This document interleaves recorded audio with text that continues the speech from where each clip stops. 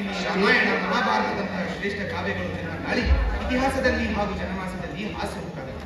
ಇಂತಹ ಮಹಾಕಾವ್ಯಗಳಲ್ಲಿ ಪ್ರತಿಯೊಂದು ಪಾತ್ರವೂ ಒಂದೊಂದು ಪಾಠವಿದ್ದಂತೆ ಸಿಕ್ಕಿದೆ. ಅದರಲ್ಲೂ ತ್ರೇತಾಯುಗದ ಆದಿಕವಿ ಮಹರ್ಷಿ ವಾಲ್ಮೀಕಿ ವಿರಚಿತ ರಾಮಾಯಣವು ವೈಶಿಷ್ಟ್ಯವಾಗಿದೆ. ಈ ಮಹಾಗ್ರಂಥ 7 ಕಾಂಡಗಳನ್ನು ಒಳಗೊಂಡಿದ್ದು ಒಂದೊಂದು ಕಾಂಡದಲ್ಲೂ ಒಂದೊಂದು ಪಾತ್ರಗಳು ಕಾವ್ಯದ ಓದುಗರ ಮನಸ್ಸಿನಲ್ಲಿ ಸ್ಫೂರ್ತಿಯಾಗಿ ಪ್ರೇರಣೆಯಾಗಿ ನಿಲ್ಲುತ್ತವೆ. ಪ್ರತಿಯೊಂದು ಪಾತ್ರವು ಆಯಾ ಸಂದರ್ಭಕ್ಕೆ ಅನುಗುಣವಾಗಿ ಮತ್ತೊಂದು ಆಯಾಮ ಪಡೆದುಕೊಂಡು ಓದುಗರ ಮುಂದೆ ಮೈದಳೆಯುತ್ತದೆ. ಇಂತಹ ಬಹುಮುಖಿ ಪಾತ್ರಗಳಲ್ಲಿ ಒಂದಾದ ಲಂಕೇಶ್ವರ ರಾವಣನು ಇತಿಹಾಸದಲ್ಲಿ ಖಳನಾಯಕನಾಗಿ ಕಂಡಿದ್ದು ವಿಧಿಬರಹ. ರಾವಣ ನಿಜ ಜೀವನದಲ್ಲಿ ಶ್ರೇಷ್ಠ ಬ್ರಾಹ್ಮಣನಾಗಿಯೂ ಮಹಾನ್ ಮೇಧಾವಿಯಾಗಿಯೂ ಆಗಿದ್ದರೂ ಇತಿಹಾಸ ಆತನ ಒಳ್ಳೆಯತನವನ್ನು ಗುರುತಿಸದೇ ಹೋಗಿದೆ. ಆದರೆ ಇನ್ನು ಈ ಮಹಾಕಾವ್ಯದಲ್ಲಿ ಕೆಲವು ಪುಟಗಳು ಆ ರಾವಣನ ದೈವಿ ಗುಣಗಳ ಬಗ್ಗೆ ಹಾಡಿ ಹೋಗಲಿವೆ. ಇಂತಹ ಪುಟಗಳಲ್ಲಿನ ಒಂದು ಸಂದರ್ಭವೇ ಈ ನಮ್ಮ ಏಕಾಂಕ ನಾಟಕ ರಾವಣನ ಆ ಸುವದನ.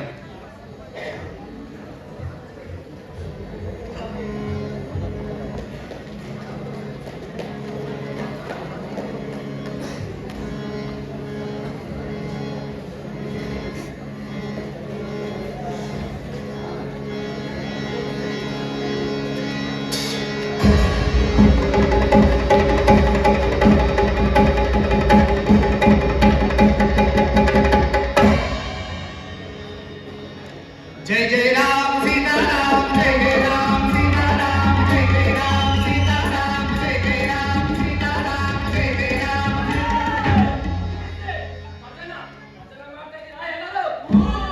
ಓ ಅಲ್ಲಿ ಪಟ್ಟಾಭಿಷೇಕ ಉಚ್ಚ ಬೇಡಿಕೆಯ ಫಲವಾದನ್ನೇ ಆಗಬೇಕು.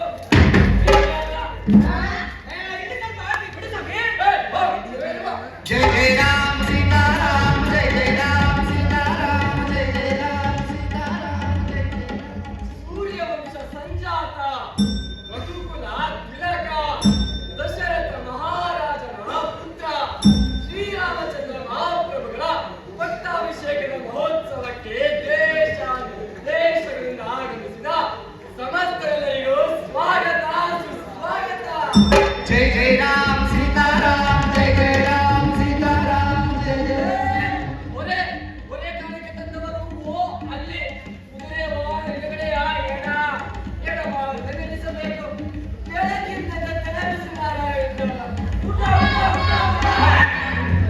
ಎಂತ ಮಂಡ್ಯ ಬಿಸಿ ಮಾರೆ ಮಾಳಿಗೆಯಲ್ಲಿ ಊಟ ಉಂಟು ಸೊಮ್ಮೆ.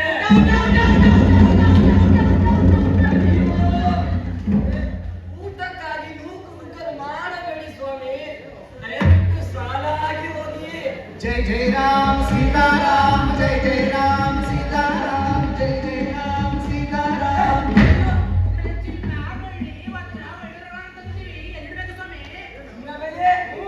ಈ ಚಿನ್ನ ಬೆಳ್ಳಿ ವಜ್ರ ಅಲ್ಲಿ ಇಲ್ಲಿ ಕಚೇರಿಯಲ್ಲಿ ಕೊಟ್ಟು ರಸೀದಿ ತಗೊಳ್ಳಿ. ಆಮೇಲೆ ಹೆಚ್ಚು ಕಡಿಮೆ ಆದ್ರೆ ನಾವೇ ಜವಾಬ್ದಾರನಲ್ಲ. जय जय राम सीता राम जय जय राम सीता राम जय जय राम सीता राम जय जय. ಮಾಲೆ ಹಾಕೋರು ತಮ್ಮ ಹೆಸರನ್ನ ನೋಂದಾಯಿಸ್ಕೋಬೇಕು.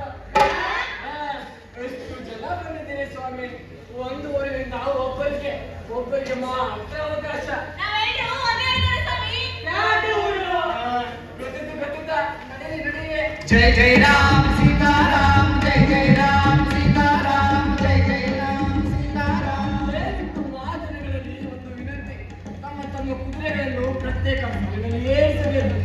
ಈ ಕಡೆ ನಿಲ್ಲಿಸುವ, ಈ ಕಡೆ ಆ ಕಡೆ ನಿಲ್ಲಿಸಬೇಡಿ ಮಾರ್ರೆ. ಎಂತದು ಮಾರೇದು ಚಿಕ್ಕಂತ ಆನೆಗಳನ್ನು ಇಲ್ಲಿ ಹಾಕೊಂಡಿರೋ ಸಮಯ. ಎಂತದ್ದು ಒಂದು ಓ ಅಲ್ಲಿ ಆಚೆ ಮೈದಾನದಲ್ಲೂ ಕೂಡ ಆನೆ ಕಟ್ಟೆಗಳಿಗೂ ವ್ಯವಸ್ಥೆ ಉಂಟು ಸ್ವಾಮಿ. जय जय राम सीता राम जय जय राम सीता राम सीता राम जय जय राम सीता राम जय जय राम.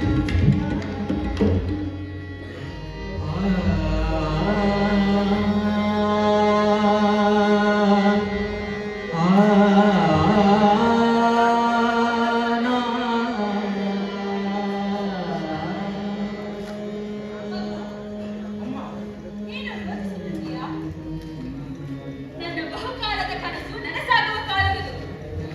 ಅದು 14 ವರ್ಷ ನಾನು ಕಳೆದ ಕಠಿಣ ಕರಾಳ ಕ್ಷಣಗಳು.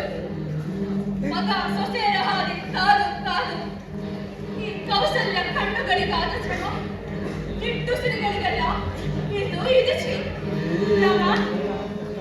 ನನ್ನ ಸಂತೋಷದ ಎಲ್ಲೇ ಮೀರಿದ ಮಗು. ಆದರೆ ನೀನೇಕೆ ಸಮ್ಮತಿದ್ದೀಯಾ? ಅಮ್ಮ, ನಿನ್ನಲ್ಲೇ ಚುಮರೆ ಸಂತೋಷ ದುಃಖಗಳನ್ನೆಲ್ಲ ಮೀರಿದ ಸಮಚಿತ್ತ ಸಮಭಾವ ನನ್ನದು. ಆದರೆ ನಿನ್ನ ಸಂತೋಷದ ಗಳಿಗೆಗಳನ್ನೆಲ್ಲ ನನ್ನ ಬದುಕಿನ ಅತ್ಯಮೂಲ್ಯ ಕ್ಷಣಗಳನ್ನೇ ತಿಳಿದು. ಆದರೆ ಈ ಸಂತೋಷದ ನಡುವೆ ನೀವು ಕಾಡಿನಲ್ಲಿ ಅನುಭವಿಸುತ್ತಿದ್ದ ಕಷ್ಟ ಕಾರ್ಪಣ್ಯಗಳ ಕಹಳವು ನನ್ನನ್ನು ಕಾಡುತ್ತಿರುತ್ತದೆ. ರಾಮ, ನಿನಗ ರಾಜಾಭಿಷೇಕ ತಪ್ಪಿದ ಬಗ್ಗೆ ನನಗೆ ಕೊರಗಲಿಲ್ಲ. 14 ವರ್ಷ ಕಾರಣವಾಸಿಯಾಗಬೇಕೆಂಬ ಷರತ್ತು ನನ್ನನ್ನು ಕಳೆದುತ್ತಿಸಿತ್ತು. ಅದಕ್ಕಿಂತಲೂ ಸಿಟ್ಟು, ಹತಾಶೆ, ಬೇಸರ ಆ ಅನಾಗರಿಕನಾದ ದುಷ್ಟನ ಮೇಲೆ. ಅವನಿಗೆ ಅದಕ್ಕಿಂತಲೂ ಘೋರ ಮರಣ ಸಿಗಬೇಕಿತ್ತು. ಯಾರು ಯಾರ ಬಗ್ಗೆ ಮಾತನಾಡುತ್ತಿರುವೆ? ಅವನ ಹೆಸರು ಹೇಳಲು ಅಸಹ್ಯವಾಗುತ್ತಿದೆ ನನಗೆ. ಓಹೋ, ರಾವಣ. ಆ ರಾವಣೇಶ್ವರನ ಬಗ್ಗೆ ಮಾತನಾಡುತ್ತಿರುವೆಯಾ? ಅವನೇ ರಾವಣ. ಅಮ್ಮ, ನೀನು ಆ ರಾವಣನ ಎಷ್ಟು ಮುಖಗಳನ್ನು ನೋಡಿದ್ದೀಯಾ? 10 ಮುಖಗಳನ್ನು ನೋಡಿದ್ದೇನೆ. ನಿನ್ನ ನಮೂನೆಯ ಪ್ರಕಾರ ಆ ರಾವಣನಿಗೆ 10 ಮುಖ. ಅಂದರೆ ಆ ರಾವಣನ 11ನೇ ಮುಖ ನೋಡಿದವನು ನಾನು. 11ನೇ ಮುಖ? ಹೌದಮ್ಮ, ಹೌದು. ಆ ರಾವಣನ 11ನೇ ಮುಖ ಮಾತ್ರ ಅದ್ಭುತ, ಅತ್ಯದ್ಭುತ. ಇದೆಲ್ಲ ಮುಖಗಳ ಕೋಪ, ಕ್ರೌರ್ಯ, ಆಸೆ, ಮಹಕ, ದ್ವೇಷ, ಅಹಂಭಾವ ಇವೆಲ್ಲವುಗಳಿಂದ ವಿರಹಿತವಾದ ಶಾಂತ ಸ್ವಭಾವದ ಆ 11ನೇ ಮುಖ ನನಗೀಗಲೂ ಕಣ್ಣಿಗೆ ಕಟ್ಟಿದಂತಿದೆ ಅಮ್ಮ. ಏನು ಆಶ್ಚರ್ಯ! ಓಂ ತ್ರಯಂಬಕಂ ಯಜಾಮಹೇ ಸುಗಂಧಿಂ ಪುಷ್ಟಿವರ್ಧನಂ. ಈಗ ಕೇಳುತ್ತಿರುವ ಈ ವೇಗ ನಾದನೆಲ್ಲವೂ ಬೇಡವೆಂದರು ಆ ಕ್ಷಣಗಳು ಮತ್ತೆ ಮತ್ತೆ ಮತ್ತೆ ಮತ್ತೆ ಮೆಲುಕು ಹಾಕುವಂತೆ ಮಾಡುತ್ತಿವೆ. ಓಂ ತನನದಿರೇನಾದಿರೇನಾದ, ಓಂ ತನನದಿರೇನಾದಿರೇನಾದ, ನಾದಿದಾನಿ ದಾದಿದಾನಿ ಊದಾನಿ ಊದಾನಿ ತನ, ನಾದಿದಾನಿ ನಾದಿದಾನಿ ಊದಾನಿ ಊದಾನಿ ತನ, ಓಂ ತನನದಿರೇನಾದಿರೇನಾದ, ಓಂ ತನನದಿರೇನಾದಿರೇನಾದ. ಅಂದು ನಾವು ಸೇತುವೆಯನ್ನು ಕಟ್ಟಿ ಲಂಕೆಯನ್ನು ಮುಟ್ಟಿ ಸಮುದ್ರ ತೀರಕ್ಕಿಂತಲೂ ದೂರದಲ್ಲಿರುವ ಕೂಟ ಪರ್ವತದ ಬಳಿಯ ಸುಬೇರ ಪರ್ವತದಲ್ಲಿ ಶಿಬಿರ ಮಾಡಿ ಯುದ್ಧದ ತಯಾರಿಯಲ್ಲಿದ್ದೆವು. ಕೃಷ್ಣ ಪಕ್ಷದ ಪಾಡ್ಯದ ದಿನವೇ ಯುದ್ಧ ಆರಂಭವೆಂದು ದಿನ ನಿಗದಿಯಾಗಿತ್ತು. ಆಂಗದ ಸಂಧಾನವು ವ್ಯರ್ಥವಾಗಿತ್ತು. ಇನ್ನೇನು ಇವತ್ತು ನಾಳೆಯೋ ಯುದ್ಧವು ಆರಂಭವಾಗಬೇಕು.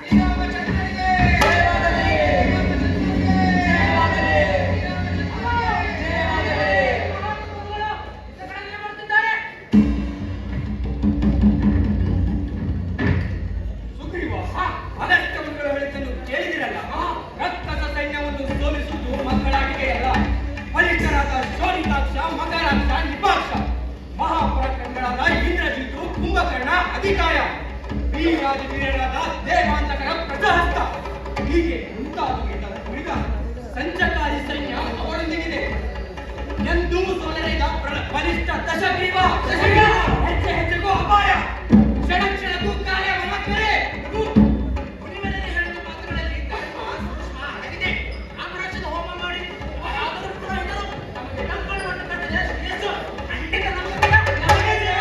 ಆದರೆ ನೋಡ್ತರನ್ನು ಹುಡುಕುವುದು ಸುಲಭವೇ, ಕಷ್ಟವಾಗಲಾರದೆಂಬ ಭಾವನೆ ನನ್ನದು.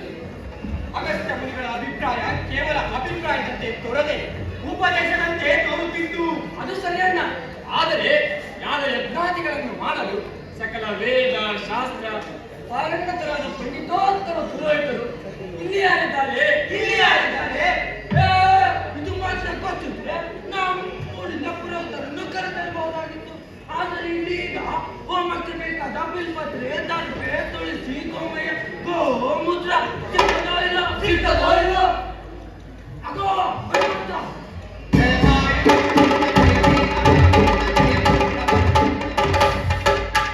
ನಮಗೆ ಜಯವಾಗಲಿ. ಹೇಳು ಹನುಮಂತ, ಹೋದ ಕೆಲಸ ಏನಾಯ್ತು? ಪ್ರಭು, ರಾಮರಕ್ಷ ಹೋಮಕ್ಕೆ ಮಹಾ ಮೇಧಾವಿಗಳು, ಸಕಲ ವೇದ ಶಾಸ್ತ್ರ ತಿಳಿದ ಆರಾಧಕರು, ದಿವ್ಯ ಜ್ಞಾನರಿತ ಪಂಡಿತೋತ್ತ ಮೆರಬೇಕೆಂದು ಲಂಕೆಯ 4 ದಿಕ್ಕಿನಲ್ಲಿ ಹುಡುಕಿದನು. ಎಲ್ಲಿಯೂ ಸಿಗಲಿಲ್ಲ. ಆದರೆ 1000 ಮೈಲಿನ ಮರುಭೂಮಿಯಲ್ಲಿ ಮರೀಚಿಗೆ ಕಂಡಂತೆ ನನಗೆ ಅಂತಹ ಒಬ್ಬ ವ್ಯಕ್ತಿ ಬಗ್ಗೆ ತಿಳಿಯಿತು ಪ್ರಭು.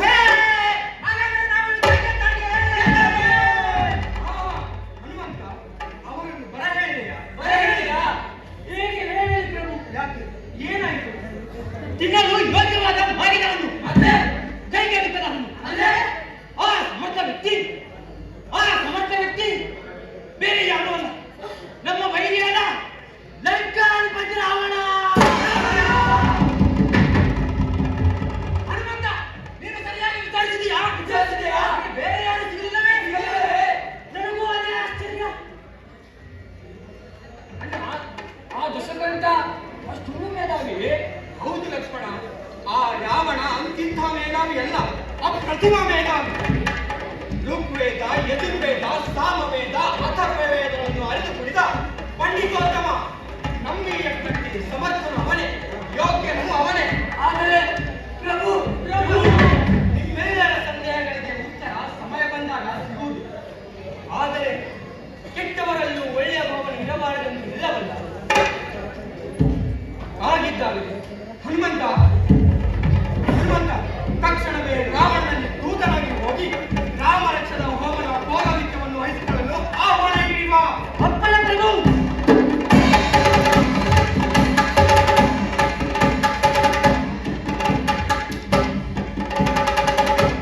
ಆ ರಾವಣನಿಗೆ ಬರಬಹುದು.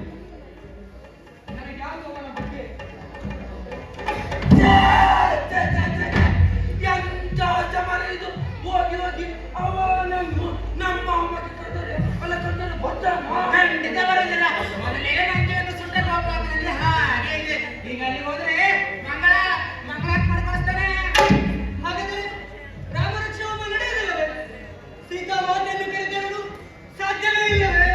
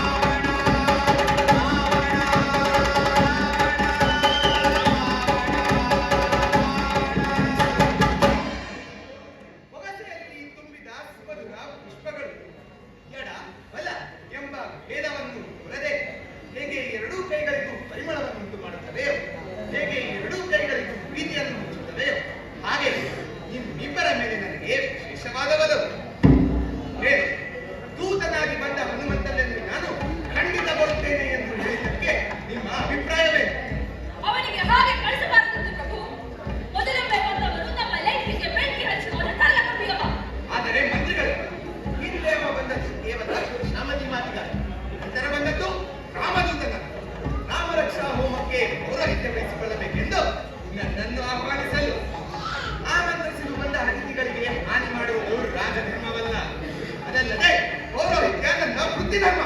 ಬೇಡ ಪ್ರಭು, ಅಂತಹ ವೃತ್ತಿ. ದಯವಿಟ್ಟು ನಿವೃತ್ತಿಯನ್ನು ಘೋಷಿಸಿ.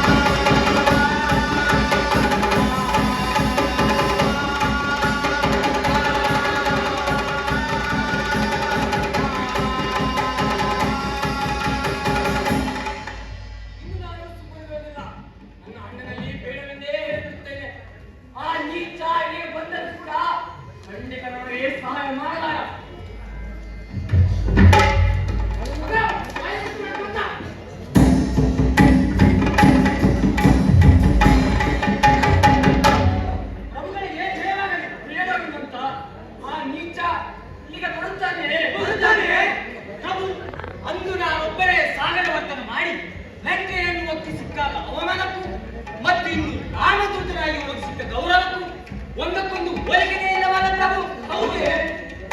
ಆ ರಾವಣ ತಾನು ಕಲಿತ ವಿದ್ಯೆಗಳನ್ನು ಪ್ರದರ್ಶಿಸುವುದಕ್ಕಾಗಿ ಆಚರಿಸುತ್ತಿದ್ದಾನೆಂದು ನನಗೆ ಅನಿಸುತ್ತಿದೆ. ಆತ ಬರಬಹುದೆಂದು ಅಭಿಪ್ರಾಯ ನನ್ನದು. ಆದರೆ ಹೇಳಲಿಕ್ಕೆ ಆಗುವುದಿಲ್ಲ. ಖಂಡಿತ ಬರಲಿಕ್ಕಿಲ್ಲ. ಒಂದು ವೇಳೆ ಬಂದರೂ ಸರಿಯಾಗಿ ಮಂತ್ರೋಚ್ಚಾರ ಮಾಡ್ತಾನೆಂಬ ನಂಬಿಕೆ ನನಗಿಲ್ಲ. ಒಂದು ವೇಳೆ ಪುರೋಹಿತರು ತಪ್ಪು ಮಂತ್ರ ಹೇಳಿದ್ದಲ್ಲಿ ಅದರ ಫಲ ಅನುಭವಿಸಬೇಕಾಗಿತ್ತು. ಯಜ್ಞ ಮಾಡಿಸಿದವರು ಪುರೋಹಿತರಲ್ಲ. ಆದರೆ ಅವನು ಬರ್ತಾನೆ ಅಂತ ಹೇಳಿದ್ದು ಸುಳ್ಳೆ? ಆ ರಾವಣ ಮಾತಿಗೆ ಯಾವುದಕ್ಕಾದ್ರೂ ನಾವು ಬೇರೆ ಪುರೋಹಿತರನ್ನು ಹುಡುಕುವುದು ಒಳ್ಳೆಯದು. ಖಂಡಿತ ಬರ್ಲಿಕ್ಕಿಲ್ಲ. ಬರೋದಾದರೆ ಅವಳ 10 ದಿನಗಳಲ್ಲಿ ಯಾವುದಕ್ಕಾದರೂ ಒಂದಕ್ಕೆ ಪೆಟ್ಟು ಬಿದ್ದಿರಬೇಕು. ಬೆಟ್ಟಕ್ಕೆ ಬಂದವರು ಏನಾದರೂ ಅನಾಹುತ ಮಾಡುವ ಸಾಧ್ಯತೆ ಇದೆ. ಹಾಗಾಗಿ ಎಲ್ಲರೂ ತಮ್ಮ ಆಯುಧಗಳನ್ನು ಬಚ್ಚಿಟ್ಟುಕೊಳ್ಳಿ.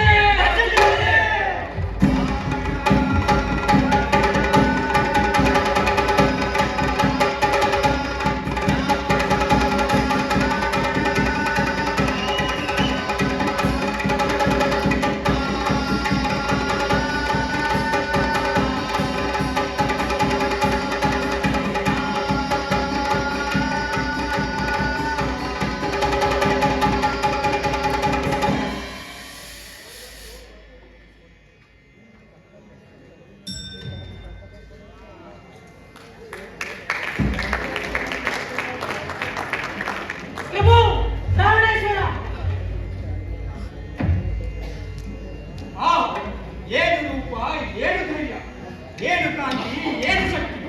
ಆ ರಾಜನಿಗೆ ಬೇಕಾದಿದ್ದ ಎಲ್ಲಾ ಲಕ್ಷಣಗಳು ಇವನಲ್ಲಿದ್ದು ವ್ಯರ್ಥ.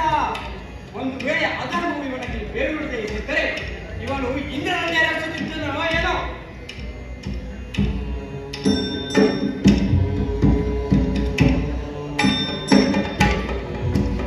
ಲಂಕಾಧಿಪತಿ ರಾವಣೇಶ್ವರನಿಗೆ ಸ್ವಾಗತ. ರಾಮ, ನಾನೀಗ ಚಕ್ರವರ್ತಿಯಾಗಿ ಬಂದಿಲ್ಲ. ನಾನೀಗ ಬಂದದ್ದು ಹೋಮ ನಡೆಸುವ ಪುರೋಹಿತನಾಗಿ. ಅದಕ್ಕೆ ಸ್ಥಿರವಾಗಿ ನಂಬಿಸುತ್ತಿದ್ದೇನೆ. ಫಲಿತಾಗದು ಎಲ್ಲವೂ ಕುಶಲವೇರ್ಪಟ್ಟಿತ್ತು ಉತ್ತಮ. ಇಲ್ಲಿಯ ತನಕ ಆ ವಿಷಕಂಠನ ಕೃಪೆಯಿಂದ ಈ ದಶಕಂಠನ ಕೀರ್ತಿ ಪ್ರತಿಷ್ಠೆಗಳೆಲ್ಲ ದಿನ ಕಳೆದಂತೆ ಶುದ್ಧ ಪಕ್ಷದ ಚಂದ್ರಮನಂತೆ ಹೊಳೆಯುತ್ತಲೇ ಇದೆ.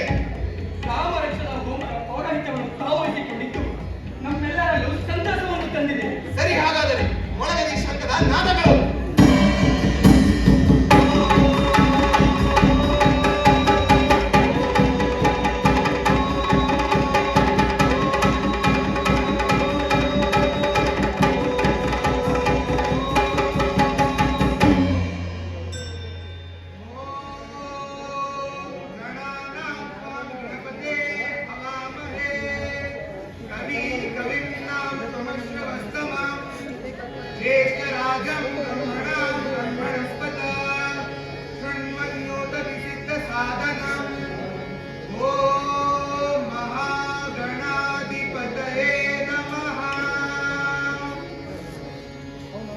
ರಾಮ, ಅಗ್ನಿಹೋತ್ರಗಳ ಸ್ಥಾನದಲ್ಲಿ ಕುಳಿತು ಹೋಮ ಮಾಡಲು ಹೊರಟಿದ್ದೀರಿ. ಹೋಮದ ಫಲವನ್ನು ಕೊಡುವವನು ಸೂರ್ಯದೇವ. ಸಕಲ ಚರಾಚರಗಳಿಗೆ ಜೀವಶಕ್ತಿಯನ್ನು ತುಂಬುವ ಆ ಆದಿತ್ಯ ದೇವನೇ ಪ್ರಸನ್ನನಾಗಿ ಬಂದು ಆಶೀರ್ವದಿಸುವಂತೆ ಆದಿತ್ಯ ಮಂತ್ರವನ್ನು ಕಲಿಸುವಂತವನಾಗು. ಹಾಗೆಯೇ ಆಗಲಿ. ಓಂ ಸೂರ್ಯಾಯ ನಮಃ. ಓಂ ದಿನಕರಾಯ. ಒಂದು ನಿಮಿಷ. ಹೋಮದ ಹೋತನಾಗಿದ್ದಲ್ಲಿ ದಂಪತಿ ಸಮೇತ ಹೋಮಕ್ಕೆ ಕುಳಿತುಕೊಳ್ಳುವುದು ನಿಯಮ. ಎಲ್ಲಿ ಭಗವತಿ ಸೀತೆ ಅವಳನ್ನು ಕರೆ. ಏಕಾಂಗಿಯಾಗಿ ಹೋಮಕ್ಕೆ ಕುಳಿತುಕೊಳ್ಳುವುದು ಸಾಧ್ಯವಿಲ್ಲ. ಆದರೆ ಏಕಾಂಗಿಯಾಗಿ ಹೋಮ ಮಾಡಬಾರದಂತೆ ಇಲ್ಲವಲ್ಲ ಸ್ವಾಮಿ? ಎಲ್ಲವೂ ಸಿದ್ಧವಾಗಿದೆ. ಆದರೆ ಶಾಸ್ತ್ರಗಳಲ್ಲಿ ಹೇಳಿದಂತೆ ಪತಿ ಪತ್ನಿಯರಿಬ್ಬರು ಹೋಮಕ್ಕೆ ಅವಶ್ಯಕ. ನಿಯಮ ಮೀರಲೇನು? ಪಂಡಿತೋತ್ತಮ, ತಮ್ಮನ್ನು ನಾವು ಪುರೋಹಿತರಾಗಿ ಒಪ್ಪಿಯಾಯಿತು. ಈಗ ಹೋಮಕ್ಕೆ ಬೇಕಾದ ವಸ್ತುಗಳನ್ನು ಅಗತ್ಯತೆಗಳನ್ನು ಪೂರೈಸಬೇಕಾಗಿದ್ದ ಜವಾಬ್ದಾರಿ ತಮ್ಮದಲ್ಲವೇ? ಹೌದು, ನನ್ನ ಜವಾಬ್ದಾರಿ ನನಗೆ ತಿಳಿದಿದೆ. ನಾನು ಹೋಮಕ್ಕೆ ಬೇಕಾದ ವಸ್ತುಗಳನ್ನು ತರಬಲ್ಲೆನೆ ಹೊರತು ಹೋಮದ ಹೋತ್ರವನ್ನಲ್ಲ. ಹೀಗೆ ಮಾಡ್ತಾನೆಂದು ನನಗೂ ಗೊತ್ತಿತ್ತು. ಈ ರಾವಣ ಕಟುಕ ಸಂಚು ಮಾಡುತ್ತಿದ್ದಾನೆಂದು. ಅಜ್ಜ, ಬಿಸಿ ತುಪ್ಪವನ್ನು ಬಾಯಿಗೆ ಸಿಡಿದಂತಾಯಿತಲ್ಲ. ದಾರಿಯಲ್ಲಿ ಎದುರಿಸಿ ಬಂದ ಕಷ್ಟಗಳನ್ನು ನಿವಾರಿಸಿದ ನಮಗೆ ಈಗ ಪರಿಹಾರವಿಲ್ಲದಂತಹ ಸಮಸ್ಯೆ ಒಂದು ಸೃಷ್ಟಿಯಾಯಿತಲ್ಲ. ಛೇ, ನಾವೀಗ ಏನು ಮಾಡುವುದು? ರಾವಣ ಈಗ ನಮ್ಮ ವಶದಲ್ಲಿದ್ದಾನೆಂದು ಬರೆದಿದ್ದಾನೆ. ಅವನನ್ನು ಇಲ್ಲಿಂದ ಹಾಗೆ ಬಿಟ್ಟರೆ ತಾಯಿ ತಮ್ಮೆಲ್ಲರನ್ನು ಸ್ವಲ್ಪ ತಾಳ್ಮೆ. ಎದುರಿಗೆ ಕಾಣುವವನು ಸಾಮಾನ್ಯ ಪುರೋಹಿತರಂತೆ ಕಂಡರು ಅವನು ಅಸಾಮಾನ್ಯ ವೀರ ರಾವಣ. ತಮ್ಮೆಲ್ಲರನ್ನು ಸ್ವಲ್ಪ ತಾಳ್ಮೆ. ಗುರುವಯ್ಯ, ಇಂಥದ್ದೊಂದು ಧರ್ಮ ಸಂಕಟಕ್ಕೆ ಪುರೋಹಿತರಾದ ತಾವು ನಮ್ಮನ್ನು ಸಿಲುಕಿಸುತ್ತೀರೆಂದು ನಾವೆಂದು ಊಹಿಸಿರಲಿಲ್ಲ. ಈ ಯುದ್ಧವು ನಡೆಯಲೇಬೇಕು. ಯಾಕೆ ಇಂಥ ಕಠಿಣ ನಿರ್ಧಾರ ವಿಪ್ರೋತ್ತಮ? ಮನಸ್ಸಿನಲ್ಲಿ ದುಃಖ ಮಡಗಟ್ಟುವ ಸೂಚನೆ ಕಾಣುತ್ತಿದೆ. ಕಾರಣ ತಿಳಿಯುತ್ತಿಲ್ಲ. ಹಿಂದೆ ನಡೆದ ಘಟನೆಗಳು ತಮಗೆ ನೆನಪಿಲ್ಲವೇ? ಆದರೆ ಈಗ ನನ್ನ ಮಡಲಿನ ಸೀತೆಯನ್ನು ನಾನು ಹೇಗೆ ಕರೆತರಲಿ? ನಾನು ಎಲ್ಲಿಂದ ಕರೆತರಲಿ? ದುಃಖಿಸಬೇಡ ರಾಮ, ಎಲ್ಲಾ ಕುತೂಹಲಗಳನ್ನು ನಾನು ಬಲ್ಲೆ. ಸುಗುಣೋಪಾಸಕನಾದ ನೀನು ಮೂರ್ಖಗಳನ್ನು ಸಹಿಸಲಾರೆ. ಪ್ರಿಯ ರಾಮ, ಇಲ್ಲಿ ಬಾ.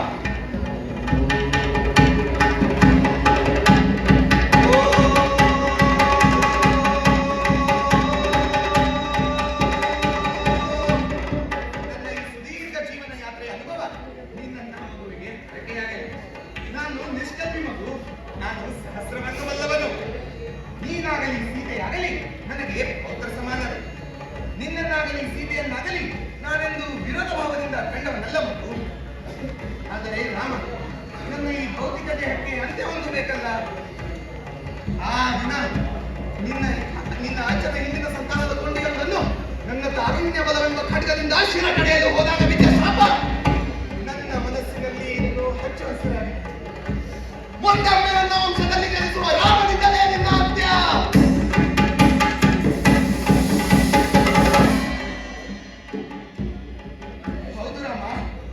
ಬೇರೆ ಯಾರಿಂದಲೂ ಹತನಾಗುವಂತವನಲ್ಲ ನಾನು. ನೀನೇ ಈ ಕಾಯಕ್ಕೆ ಮಂಗಳವರವನ್ನು ಒದಗಿಸುವವ. ಆಯಿತು, ಈ ಜೀವನದಲ್ಲಿ ಎಲ್ಲವನ್ನೂ ಮುಗಿಸಿಯಾಯಿತು. ನಿರ್ಗತಿಕನಾದ ವಿಶ್ವವಸು ಎಂಬ ಬ್ರಾಹ್ಮಣನಿಗೂ ಏಕಸಿ ಎಂಬ ರಕ್ಕಸಿಗೂ ಮಗನಾಗಿ ಜನಿಸಿದನು. ಹೊಟ್ಟೆ ಪಾಡಿಗೂ ಗತಿ ಇಲ್ಲದ ಅಸುರ ವಂಶವನ್ನು ತಲೆ ಎತ್ತಿ ನಿಲ್ಲಲು ಮಾಡಿದನು. ತುತ್ತು ಅನ್ನಕ್ಕೂ ಗತಿ ಇಲ್ಲದ ನಾನು ಚತುರ್ದಶ ಭುವನ ಭಯಂಕರನಾಗಿ ಬೆಳೆದೆ. ಸಾಕು ಈ ಜೀವನ. ಈಗ ನೀನು ಕೊಡುವ ಮರಣ ಪ್ರಸಾದದಂತೆ ರಾಮ. ಪ್ರಾಣಕ್ಕೆ ದುಃಖಿಸಬೇಡ ರಾಮ. ನನ್ನ ಈ ಭೌತಿಕ ದೇಹಕ್ಕೆ ಮಾತ್ರ ಅಂತ್ಯ. ಆದರೆ ರಾವಣನಿಗೆ ಸಾವಿಲ್ಲ. ರಾವಣ ಎಂದೆಂದಿಗೂ ಚಿರಾಯು.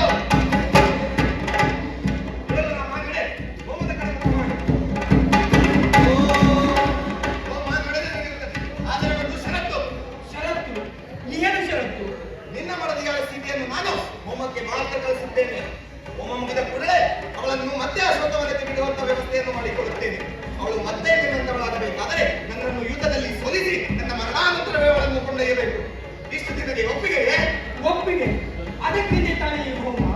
ಸರಿ, ಹಾಗಾದರೆ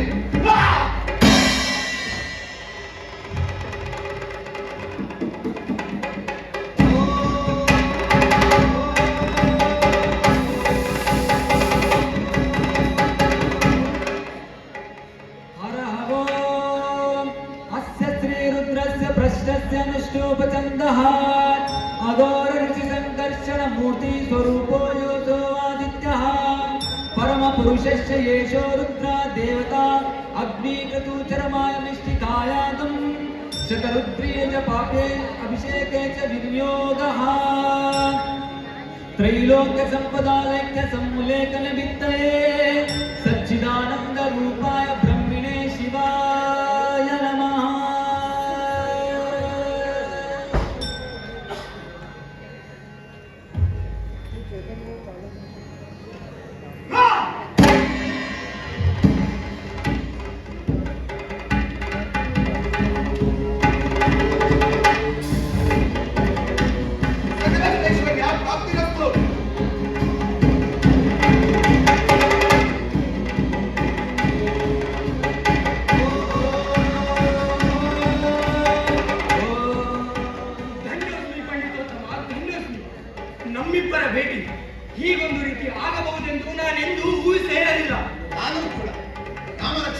ನನ್ನನ್ನು ಆಹ್ವಾನಿಸಿದಾಗಲೇ ಅಂತರಂಗ ಯುದ್ಧದಲ್ಲಿ ನಾನು ಗೆದ್ದೆ. ಹಾಗಾದರೆ ರಣರಂಗದಲ್ಲಿ